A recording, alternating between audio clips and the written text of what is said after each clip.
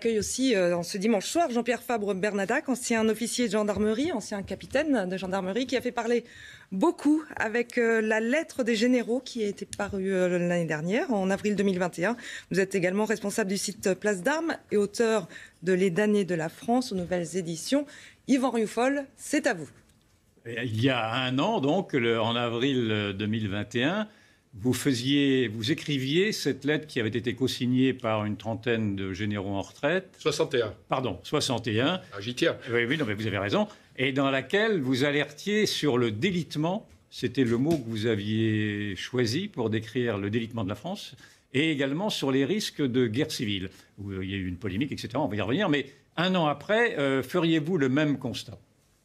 Alors non seulement je ferai le même constat, mais je ferai un constat supplémentaire. Je pense qu'aujourd'hui, la situation est encore plus dramatique.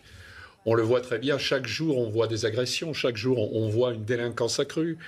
J'entendais 60% de plus de mineurs isolés sur Bordeaux dans des faits de délinquance. Idem sur Paris. Je crois que le problème, c'est que quand on ne résout pas ce problème au départ, quand on n'a pas la volonté de le résoudre, eh bien, on n'arrive pas à un résultat. Je vais essayer d'avoir une métaphore, si vous permettez, parce que je crois qu'elle est importante. Vous connaissez peut-être les fables de Jean Anouilh. Vous connaissez celles de La Fontaine, mais vous connaissez peut-être moins les fables de Jean Anouilh. Alors, Jean Anouilh a repris Le chêne et le roseau. Vous connaissez tous la fin du chêne et le roseau dans la fable de La Fontaine. Hein, le roseau dit au chêne qui est en train de mourir « Je plie, mais ne romps pas ». Eh bien, chez Anouilh, la fin, je trouve, est plus subtile et elle est plus belle.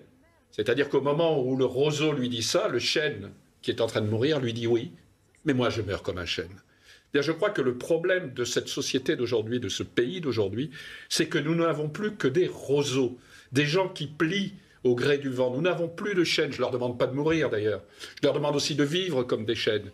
Mais ça, c'est difficile. Et moi, ce que je voudrais, peut-être, c'est ce qu'à travers l'association Place d'Armes, ce qu'on essaye de faire, c'est retrouver des chênes, retrouver des gens qui sont forts, qui ont des racines et qui sont heureux d'être français. Je crois que ça, c'est le plus important. Comment votre alerte avait-elle été reçue par l'opinion publique et plus particulièrement par le gouvernement lui-même ?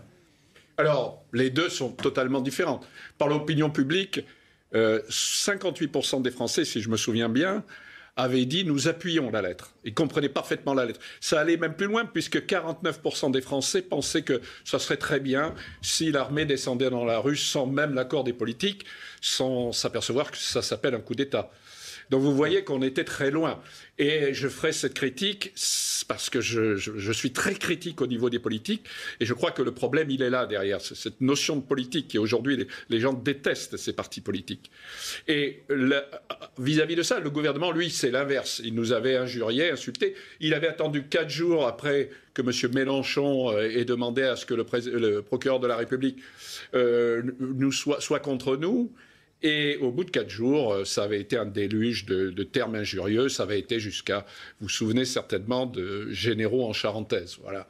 Et donc, est-ce que vous n'aviez pas pris le risque tout de même de suggérer dans l'opinion l'intrusion de l'armée en politique ? Et effectivement, avec les risques de coups d'État, voire ou de coups de force en tout cas.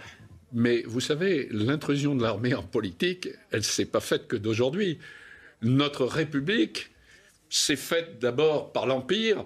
Et l'Empire, c'est quoi ? C'est l'intrusion d'un petit bonhomme qui s'appelait Napoléon, ou Bonaparte à ce moment-là, qui était quand même général. Et puis ça s'est retrouvé aussi avec Charles de Gaulle. Ça s'est même retrouvé, mais je n'en dirai pas plus parce que ce n'est pas le moment de le dire, ni avec ce qui s'est passé sur un coup d'État qui n'a pas réussi en 61, mais un coup d'État en 58 qui a réussi, parce que c'est vrai que l'arrivée de Gaulle à cette époque est un véritable coup d'État. Souvenez-vous des événements qui se passent le 13 mai en Algérie. Mais rassurez-nous, vous n'êtes pas en train de faire l'apologie du coup d'État. Je veux dire par là que les généraux sont toujours, à un moment donné, ou généraux ou autres militaires sont toujours intervenus à un moment donné pour défendre le pays quand ils exigeaient que c'était naturel et quand le pays lui-même l'exigeait. Que je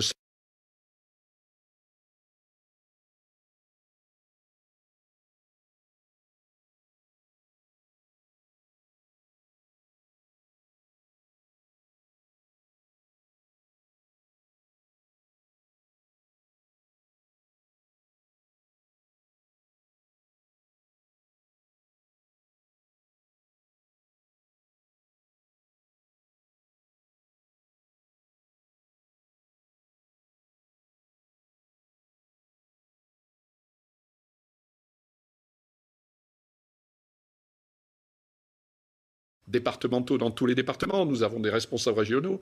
Si demain je prends parti pour l'un, eh bien évidemment que ceux qui sont de l'autre côté vont me dire « mais pourquoi tu prends parti pour ces gens-là et pas pour nous ?» et ainsi de suite. Donc si vous voulez, je vais saucissonner, je vais tronçonner ces gens qui sont des patriotes. J'ai même, je vais vous faire crier au scandale, des gens de gauche qui sont avec nous et qui sont des patriotes. Donc moi, tous ces gens-là, je les appelle à s'unir. Et donc je crois que l'essentiel, c'est pas justement ce parti politique qui est là pour diviser les gens, mais c'est pour essayer de les réunir. Moi, j'accepte tout le monde. Et d'ailleurs, nous avons fait depuis une marche qui s'est appelée la marche de la fierté française, qui a eu lieu le 26 mars. Et cette marche, nous l'avons fait, nous, parce que nous étions capables de réunir tout le monde. Alors, certes, nous avons eu à peu près 4000 personnes. Les médias n'ont pas parlé de nous. C'était le moment de l'Ukraine, c'était le moment aussi des élections. Et voilà.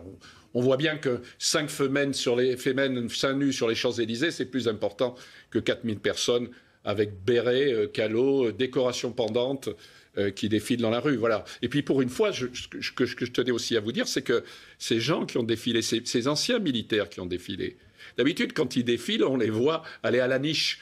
La niche, c'est le monument aux morts. Ben là, ils n'ont pas été à la niche. Ils étaient dans la rue, et ils étaient là pour dire « on existe ». Et nous aimons tellement la France, passionnément la France, que nous voulons la faire aimer. C'est pour ça que cette marche s'appelle la marche de la fierté française et elle aura lieu tous les ans. Nous avons reçu ici même la semaine dernière le général Emmanuel de Richthofen qui a, parmi les suggestions, a émis cette éventualité d'une présence de l'armée dans certaines cités les plus sensibles pendant un certain temps afin de pallier l'insuffisance de la police. Comment voyez-vous cette solution ?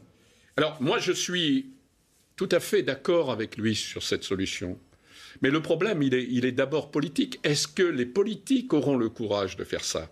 Et si vous posez la question, vous connaissez déjà à l'avance la réponse. Aujourd'hui, personne n'aura le courage de faire ça, même si une sénatrice socialiste à Marseille a demandé que ceci soit fait. Maintenant, pourquoi c'est intéressant ? Pour moi, c'est intéressant parce que je pense que si demain, l'armée intervenez, et il faut voir comment intervenir. Pour moi, l'intervention, ce serait plus un bouclage. Ce ne serait pas intervenir, parce qu'ils ne sont pas faits pour ça, aller dans les immeubles, ça, je le laisse à la police, je le laisse à la gendarmerie, mais pas à l'armée. Mais ça serait un électrochoc considérable.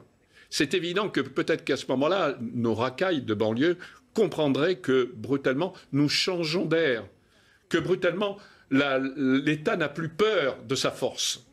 Et ça serait très important.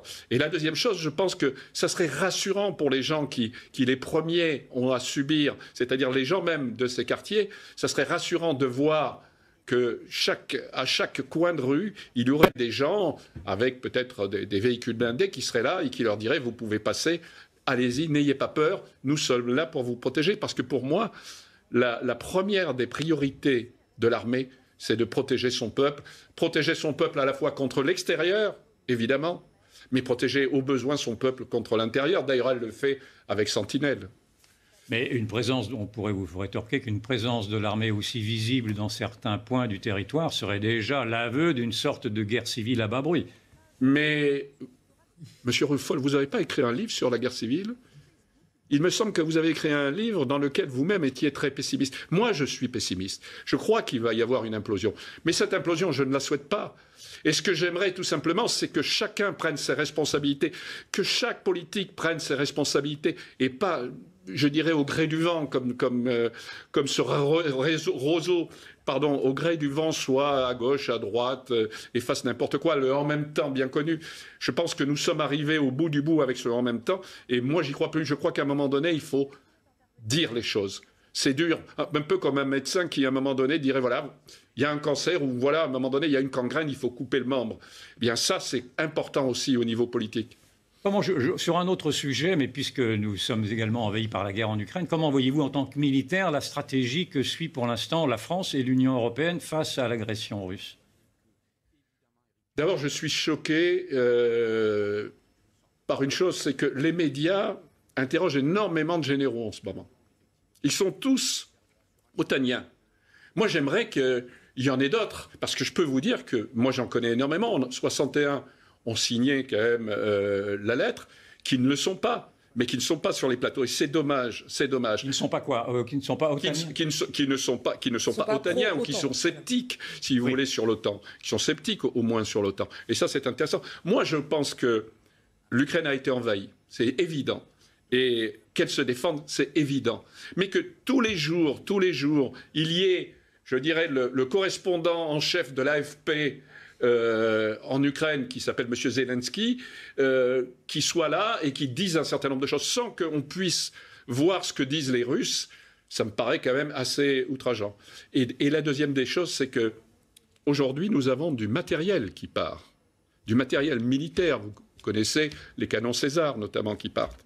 Et d'après les éléments que j'ai, il y en a eu 12, mais il risque fort d'y en avoir plus aujourd'hui.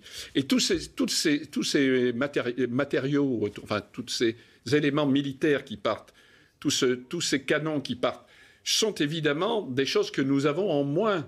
Et ça me paraît très grave, parce que déjà... Notre devoir est bien quand même de défendre les Ukrainiens face aux Russes, non? Vous remettez en question cette solidarité? Moi, je remets en...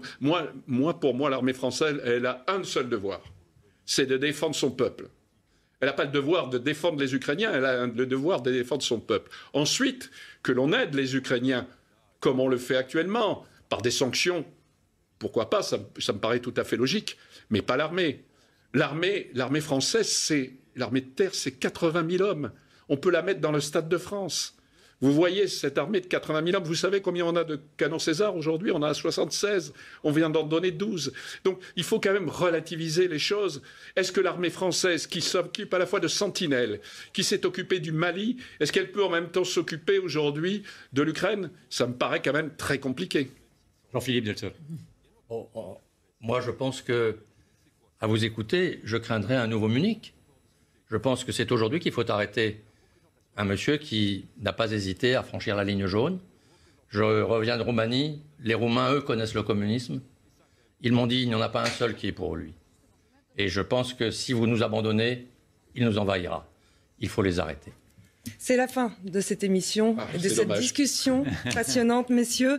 Je rappelle vos ouvrages. Alors, Jean-Philippe Delsoll, vous avez publié Civilisation et libre arbitre aux éditions des Clés de Brouwer, et Jean-Pierre Fabre-Bernardac, Les damnés de la France aux nouvelles éditions.